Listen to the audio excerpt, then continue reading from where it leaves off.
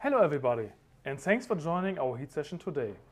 For those of you who don't know me yet, my name is David and I work as a key account manager at Probat, and I'm also responsible for sales in Eastern Europe region.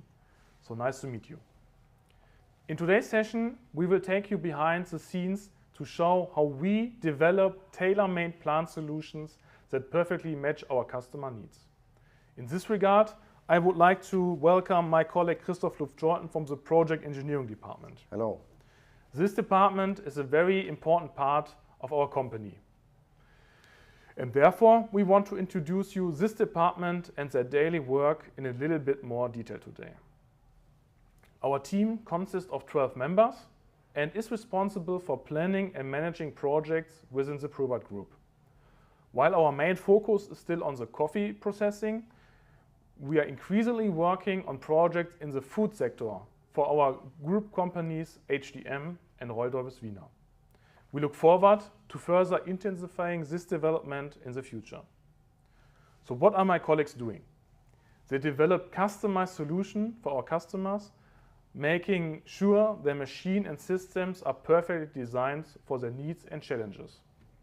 Therefore, they work closely with different departments within Probat to turn your ideas into real projects. What is our common goal? To deliver efficient, innovative and high quality solutions that help our customers and friends succeed in their business. Christoph, thank you very much for taking your time to be here today and provide some insights of your daily work. You're welcome. We are often asked to develop plant concepts for greenfield projects. Of course, these concepts must align with the customer's requirements. So how does the project engineering department approach this process? To demonstrate, we have prepared an example requirement list, and we will guide you through each step of the project processing, from the initial concept to the final solution. Christoph, I have noted some general requirements that I received on a daily basis, let's say, like capacity or storage potential or requests for some special cleaning devices. So what is our first step then? Thank you, David, for this nice introduction and also a warm welcome from my side. So, based on these requirements, the values we have here noted, I determined the necessary capacity of the system to produce the desired quantity. Subsequently, I create a system diagram taking various factors into account. First, we need to check which components the customer needs. This depends, among other things, for example, on the delivery method and the quality of the green coffees supplied. The selection of components is of course made in accordance with the determined capacity. I compare different options and select the most suitable components for our customers. Okay. So what we can see now, it's the first result of the project engineering, right? Yes, we can see the whole process here from the intake of the green coffee beans to the green coffee storage, to the roasting machines, to the roasted coffee storage, and then to the production of the finished product of the customer's ground and roasted coffee. Okay. So it provides a very good overview about the complete process. So we often use this schematic drawing for our first meetings with our customers to discuss details so that we are aligned on a concept. So that's very helpful. But in this discussion, I often received the question, for example, in this example, we have a total capacity of the plant of 3 tons per hour, but some equipment like cleaning devices has a much more higher capacity, like 6 tons or even 12 tons per hour. What is the reason for this? Yeah, another crucial aspect is performance analysis, especially in a batch operation like we have here with our roasters. We analyze lag times and product changes to make the whole process as efficient as possible. To do this, I run simulations to identify bottlenecks and optimize the system.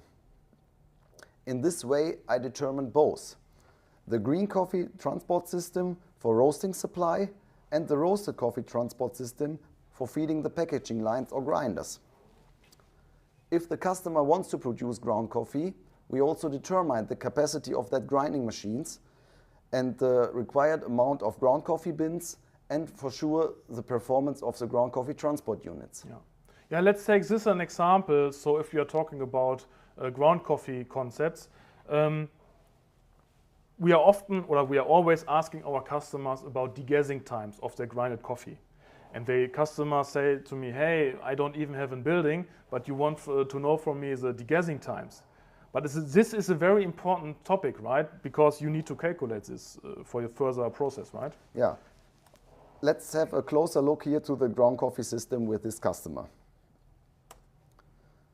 So we see here a more or less standard ground coffee system. We have a grinder, a certain amount of ground coffee bins, and the packaging lines.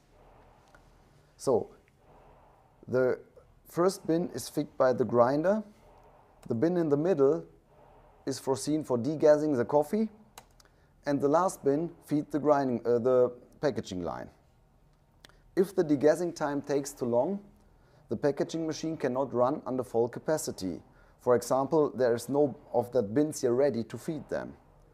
We need to calculate the ratio precisely and do adjustments by changing the amount of containers here, changing the capacity of the grinders, or we go in a deep discussion with our customer what he exactly wants to do here in that part of his production to optimize the system to his demands. Yeah. But I think that is a very strong example, because this shows that even a small topic like degassing could have a big influence on the process, because nobody wants to stop a packaging machine because there's no ground coffee ready. And therefore, even small points, even if it looks very small, are very important even at the beginning of such projects. Okay, yeah, what next? What we also have to take in consideration is Atex. Many customers are asking for explosion protection, and that is another important factor here in our plant. We need to make sure that all our components meet the latest safety rules. All of our machines are checked against Atex safety standards, and the results are presented here in that schematic drawing. The components are marked in different colors to describe the Atex zone inside of each machine. For this example, we can look here at the green coffee dumping station. They are marked in yellow color, which stand for Atex zone 22. And the transport system, for another example, is marked in orange color. The customer can see that is foreseen for Atex zone 21. Okay. So it's also very good to have this information in this early stage, so that the customer can already discuss these topics like safety, Atex, and so on with local authorities, let's say, so that we can go ahead in this project, right? Yes. Okay. So what is the next step then? Okay, now we are finished with the basic concept engineering, and the results are shown here in the diagram. And we are heading to the next step, preparing the layout drawing. First, we need to check the special condition at the customer facility.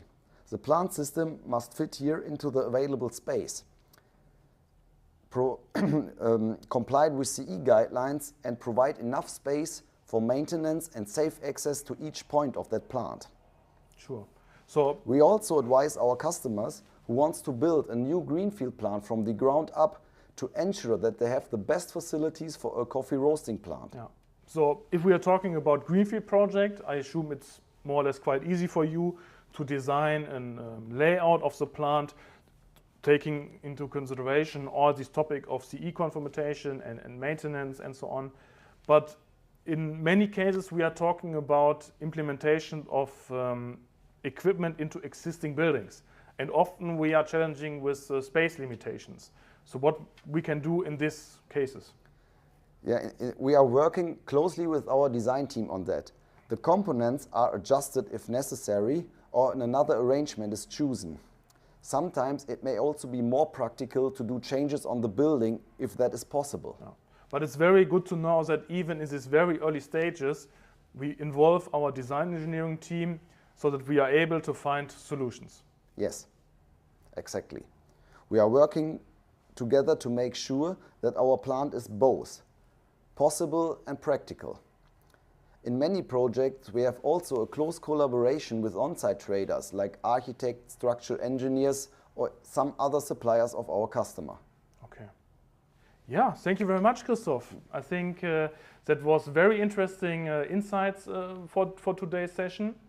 Of course, this is a very important topic which affects a lot of our customers who are thinking about a new greenfield project, but of course also to improve existing plants. It is good to see that Probat not only supplies the necessary machinery, but also has a deep knowledge of the process like you have, Christoph. At the end of the session, we will present you an example of a completely new factory designed by Probat. This represents the exact plant that we discussed and analyzed as an example today. Following the same steps of project engineering we covered in this session, from the schematic draft until a detailed 3D layout. So please enjoy the clip.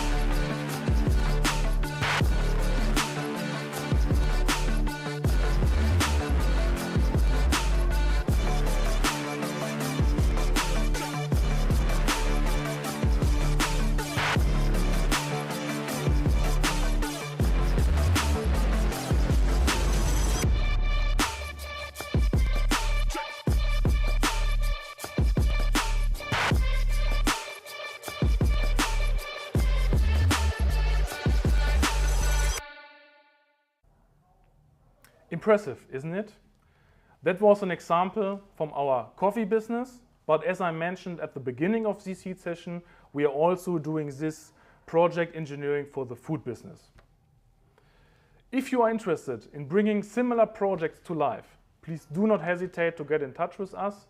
We're excited to collaborate with you and to work together to create a tailor-made solution that perfectly aligns with your requirements. Whether you are looking forward to develop a new plant or an existing one, we are here to turn your vision into reality. We hope that this session came up to your expectation, and we hope to see you soon in person or at our next session. Enjoy the rest of the day. Stay tuned. Goodbye. Bye.